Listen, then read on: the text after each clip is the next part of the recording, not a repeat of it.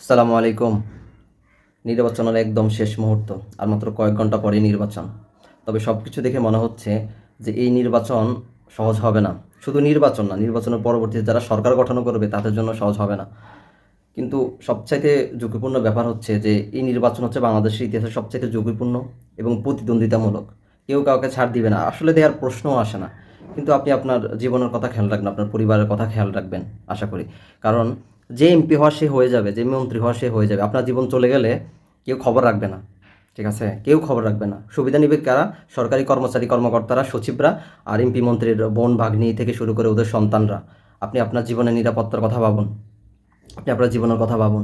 এবং এই এখন পর্যন্ত মনে হচ্ছে যে সব কিছুর হিসাব নিকাশ করে বিএনপি কিছু হলেও এগিয়ে আছে এবং জামাতও কোনোভাবে পিছিয়ে নেই। কিন্তু তারপরেও মানে সমস্যা হওয়ার মতো অবস্থা তৈরি হয়ে আছে। কেউ কাউকে ছাড় দেওয়ার অবস্থা নাই।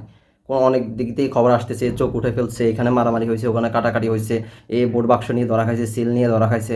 কিন্তু সব কিছুর চূড়ান্ত ফলাফল কিন্তু আজকে রাতের মধ্যে অনেক কিছু হয়ে যাবে এবং সমস্যা হওয়ার সম্ভাবনা সবচেয়ে বেশি। কিন্তু সব কিছুর পরও আপনি আপনার বিবেক দিয়ে চিন্তা করবেন। আপনার জীবন সবার কিছুর আগে, সব কিছুর আগে আপনার পরিবারের জীবন সব কিছুর আগে।